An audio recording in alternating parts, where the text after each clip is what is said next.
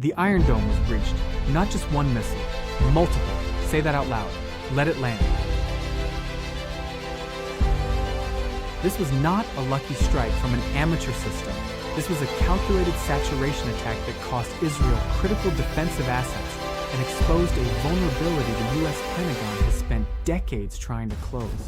We are talking about precision-guided munitions with a known radar cross-section that should have been neutralized.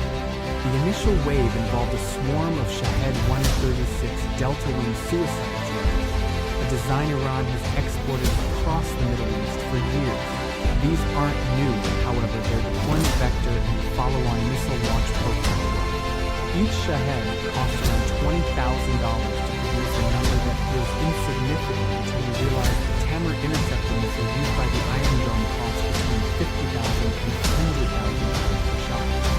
Now understand what this means. This isn't just about the physical impact, it's about the economic sustainability of modern air defense. The cost equation alone makes this operation a strategic victory for Iran before any warhead even lands. Quick! Before we go further, huge thanks for being here. Your support keeps us running. If you haven't subscribed yet, do it now. Hit like, turn on notifications. It genuinely helps out. The second wave saw medium-range ballistic missiles like the EMAC or the CAM-2 variant, some with maneuverable re-entry vehicles specifically designed to challenge existing terminal defenses.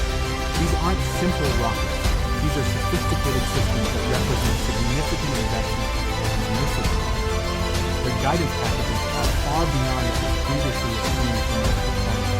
The critical detail here is not just that they launch, but that some penetrated layer defenses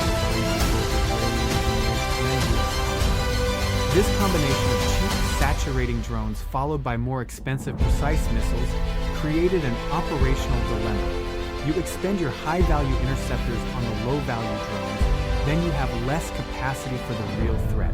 This is a classic asymmetric strategy playing out in real time.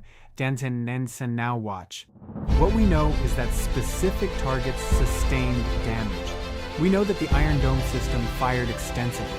We know that early warning systems detected the launches and provided some level of preparation time. We know that multiple interceptors were expended. We know the immediate objective of the attack was achieved in part by the bypass of some of the defensive layers. What we don't know is the precise trajectory and countermeasure effectiveness of every single missile that made it through. We don't know the full extent of the intelligence Iran gathered from this operation about the Iron Dome's engagement envelope and its blind spots. We don't know the exact programming and coordination protocols that allowed some of these systems to penetrate. We don't know if this was an all-out effort or a carefully calibrated probe designed to reveal capabilities and limitations without full escalation. The silence from both Washington and Jerusalem on these specifics is telling. Most people think that air defense systems like Iron Dome are essentially impenetrable domes of protection. The reality is they are highly sophisticated but also highly specialized tools with very specific design parameters and vulnerabilities. And here is why that gap is the most dangerous thing happening right now. The Iron Dome was engineered to stop short-range rockets and mortars primarily from Gaza or Lebanon. It's incredibly effective at that. Its radar and fire control algorithms are optimized for those slower, less complex threats. But it was never designed to handle a synchronized multi-axis attack of hundreds of drones and dozens of advanced ballistic missiles at once. The sheer volume overwhelms the system's processing power and its physical interceptor capacity.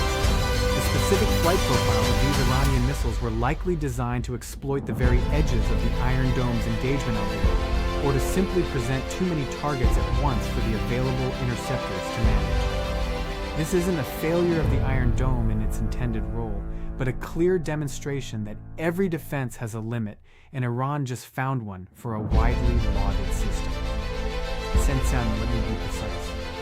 The domino chain that begins with this penetration starts. The first domino to fall is the erosion of perceived Israeli air superiority. For decades, Israel has relied on its ability to control its airspace and project power with relative impunity. This event challenges that core doctrine.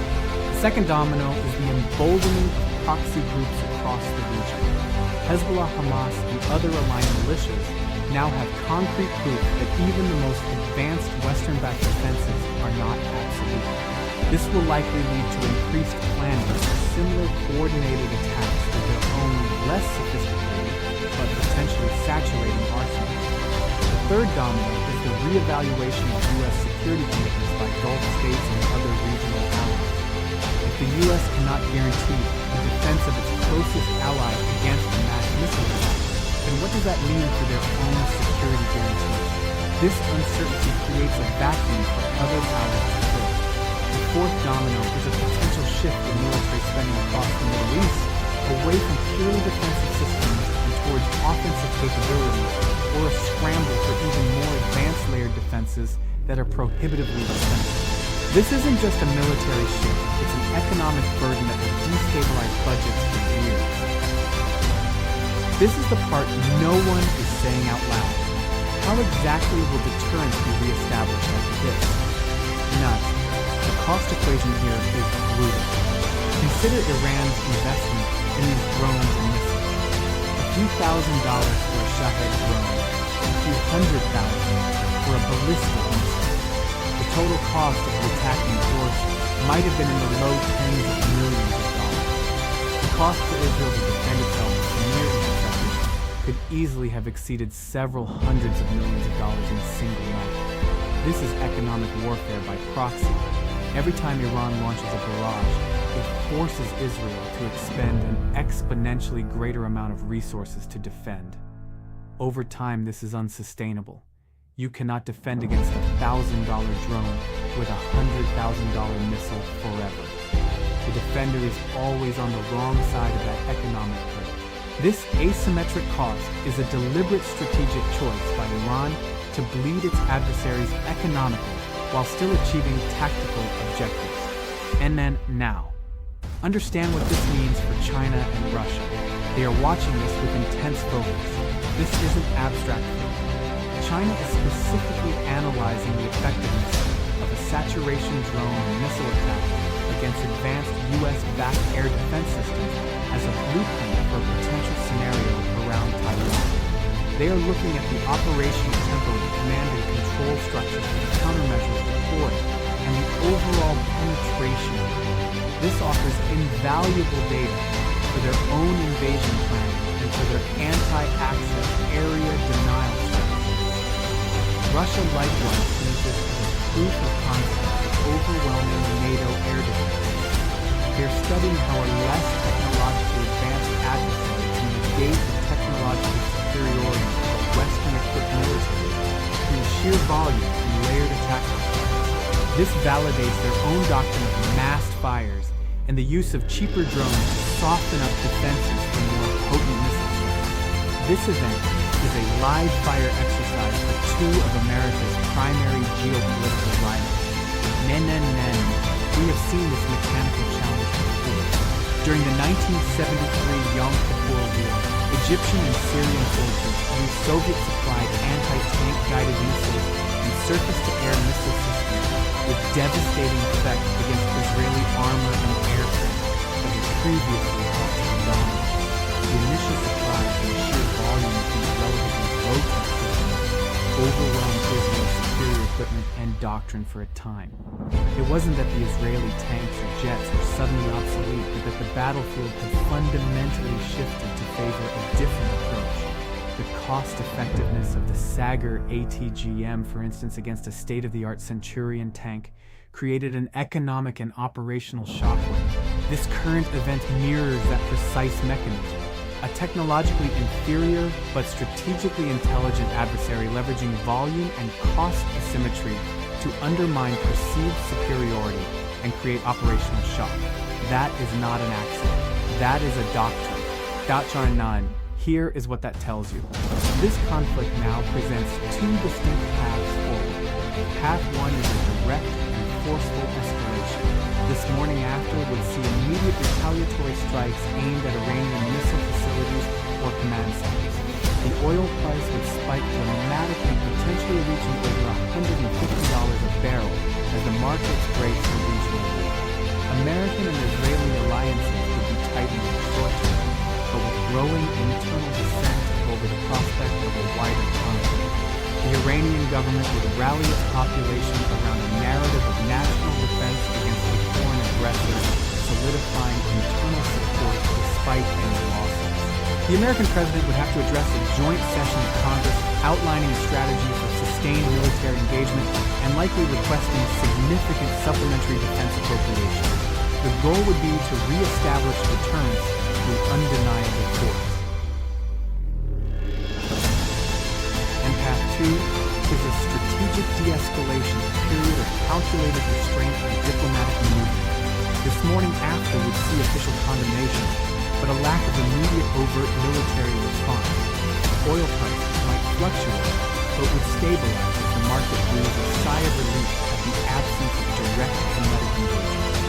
Iranian state media would declare a decisive victory, touting the successful penetration of air defenses and the humiliation of the U.S. and Israel. This would be presented as a new era of regional power fragility.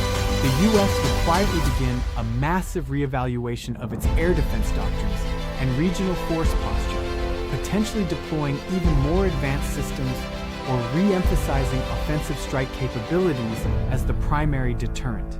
The American president would emphasize diplomatic solutions and coalition building aiming to isolate Iran while subtly reinforcing regional security without direct confrontation.